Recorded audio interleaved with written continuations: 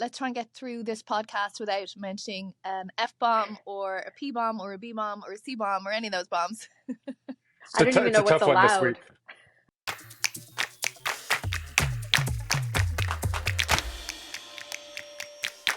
We are, of course, talking about President Trump dropping an expletive. I happened to be live on BBC at the time, and I had to apologise to the world for the language used by the President of the United States, which is definitely a first for me. But these words just, we don't broadcast them in live television situations generally.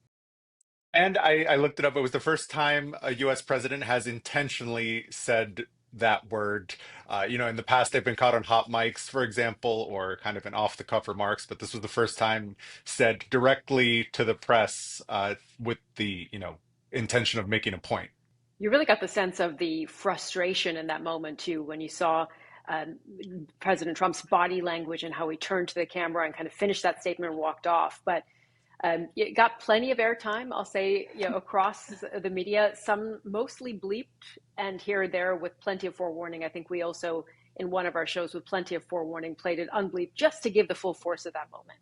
Yeah, because words like that do add an extra level of passion and descriptiveness to something. And it's been really interesting to me. There's like a cultural thing there as well, whereas I feel living in America, there's a lower tolerance for those kind of words than maybe there is in Ireland or the UK, where people tend to be a bit more fluent with those kind of words. Whereas here, I feel the language is a little bit more particular. I think it has been creeping up quite a lot more, even in discourse on Capitol Hill, for example. You're seeing more and more of that, for example, in testimonies on Capitol Hill, various expletives being thrown around that I think even, 4 years ago probably wasn't the case. I certainly don't remember any, but they seem to come, one or two a week now.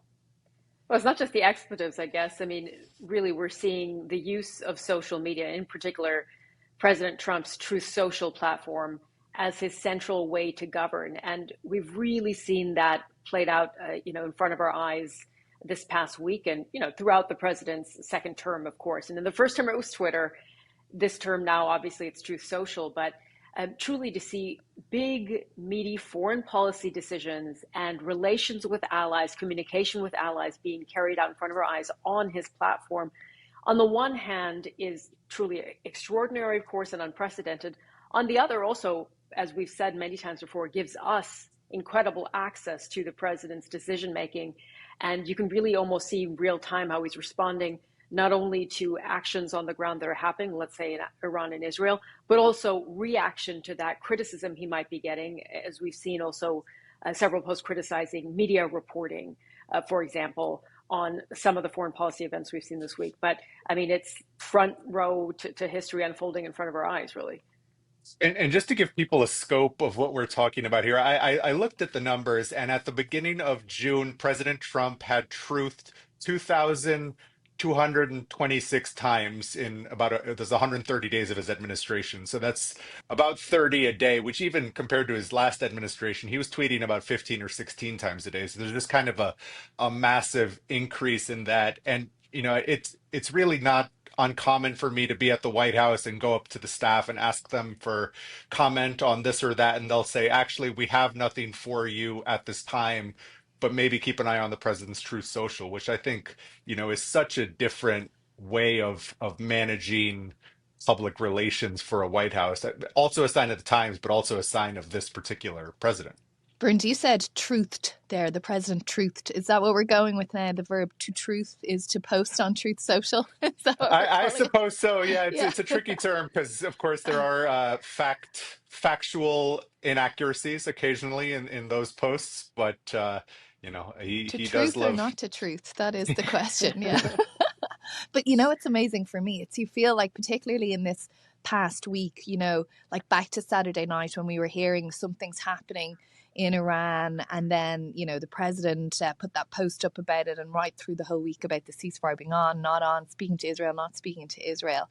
Is the whole world is hanging on this social media platform in many ways, and you feel like talking to people in the national security fields here and in other countries, that they also are hanging on checking their phone to see what is the president going to post or truth about next. And it's just a whole other way of operating with allies and with those who are your enemies as well, because everyone's getting this information at the same point of time.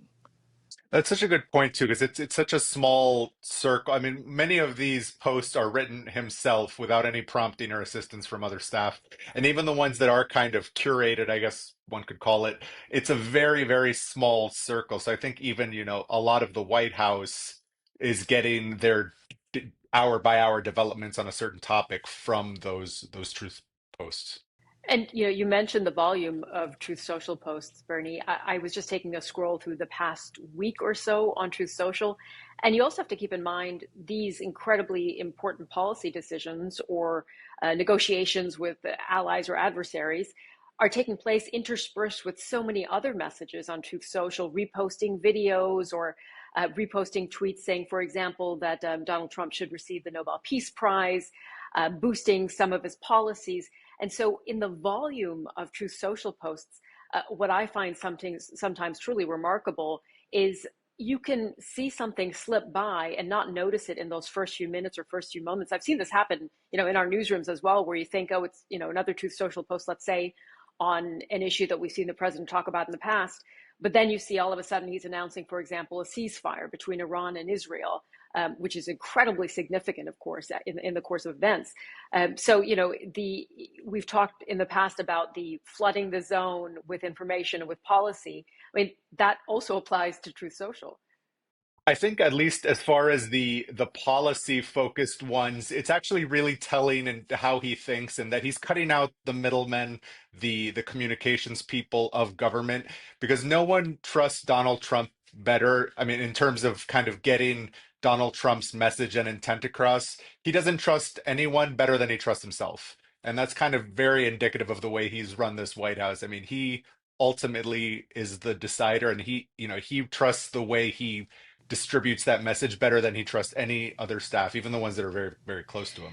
But, he has really transformed the communication sector for high profile people in the public eye, because I've heard a lot of, celebrities, movie stars and pop stars and so on also talking about now how when they have an important message to communicate, or maybe something's been published about them that isn't true, that they find putting a post on, whether it's X or Instagram or whatever platform it is, that they now feel that's the best thing for them to do. Whereas, in the olden days of 4 or 5 years ago, it might have been that they sat down for an interview with, a friendly entertainment journalist or whatever, and then that was spread around. Whereas now the quickest way that people feel to shut something down or get their version of events out is to just type out the piece or send a little, hey guys, I've just popped on here to talk about whatever kind of video.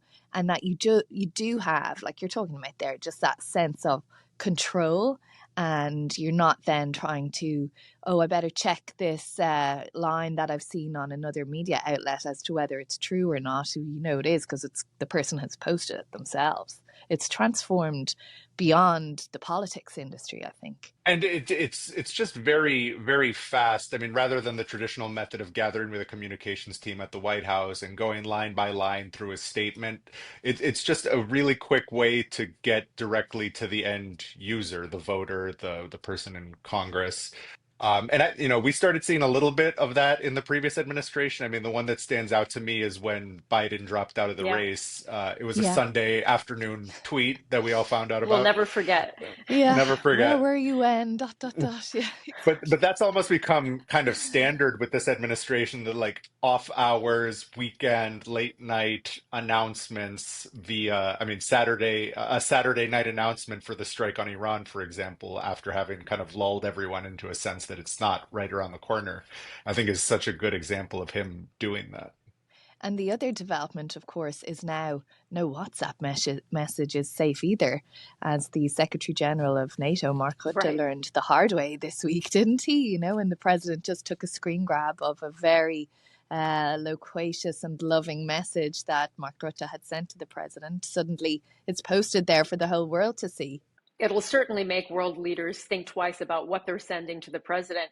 I mean, the president and his administration continue to say, look, this is again an example of how they value transparency over all else, and how, everything in the past in terms of foreign policy, but also, communications with foreign leaders and domestic policy decisions have been done behind closed doors in a small circle of people. I think the Biden administration, and particularly President Biden, received particular criticism for that, for being kind of squirreled away and not communicating with people. We know the lack of press conferences that were held as well.